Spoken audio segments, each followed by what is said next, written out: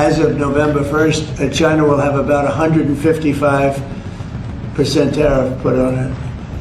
And I don't think it's sustainable for them, so I want to be nice to China. But China's been very rough with us over the years. We need Greenland for national security and even international security, and we're... Stupid president, $350 billion. We gave you military equipment, and you men are brave, but they had to use our military. What about if you didn't have our military equipment, this war would have been over in 2 weeks. In 3 days, I heard it from Putin, in 3 days. Donald Trump. When you hear that name, what rises in your mind? Narcissism? Or perhaps those notorious tweets that sent shockwaves across the world overnight? During his time in office, there was one question on everyone's mind. What is this man truly trying to do? Are his moves the product of sudden fury? Or is there a hidden design behind it all, one we have never been able to see? What if this uncertainty he creates is actually part of a carefully crafted game?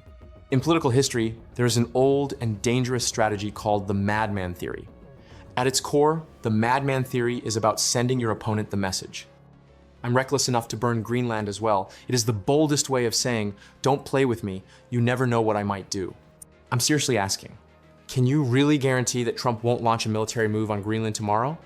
That's why American presidents have sought to purchase Greenland. It's the United States alone that can protect this giant mass of land, this giant piece of ice, develop it and improve it and make it so that it's good for Europe and safe for Europe and good for us. We probably won't get anything unless I decide to use excessive strength and force where we would be, frankly, unstoppable.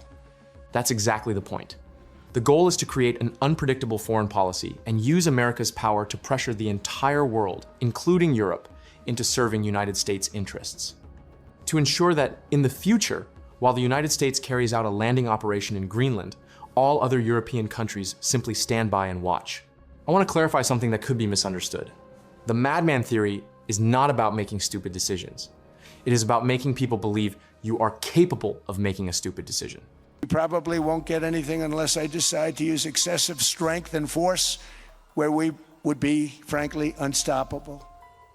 But I won't do that. Okay, now everyone's saying, oh, good. That's probably the biggest statement I made, because people thought I would use force. I don't have to use force. I don't want to use force. I won't use force.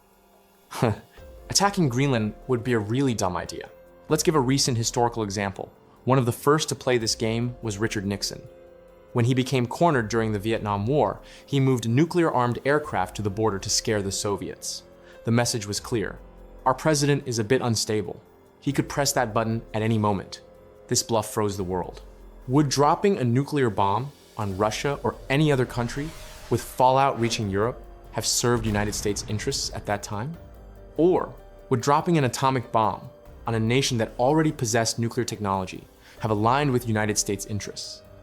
The answer to both questions is absolutely not. Nixon never used nuclear weapons, but he scared everyone into thinking he might. Years later, Ronald Reagan came onto the scene. He talked about a missile defense system that would shoot down missiles with lasers, what later became known as Star Wars. At the time, it sounded like pure science fiction, but it was enough to scare the Soviets economically. And then Trump took over the country. While Nixon and Reagan played this game through national television and radio, Trump moved the game board to Twitter.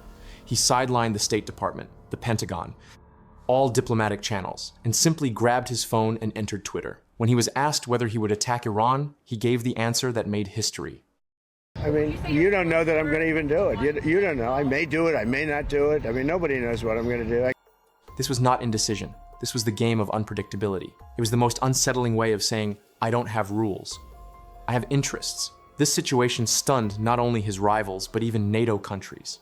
European allies started asking, will the United States leave us alone with the Russians? Major NATO members were shaken by the worry, what's going to happen tomorrow? Honestly, the idea of Europe building its own army doesn't seem so unreasonable. No one's stupid. Europe's and America's interests don't always line up. Europe definitely needs a new army. Trump took the Madman Theory and put his own twist on it. He turned it into a version that was clearer, bolder, and way more effective thanks to social media. His presidency will end someday, but the legacy of unpredictability he pushed forward doesn't look like it'll fade anytime soon. So if everything that's happened is part of a strategy, what kind of future are we heading toward? China.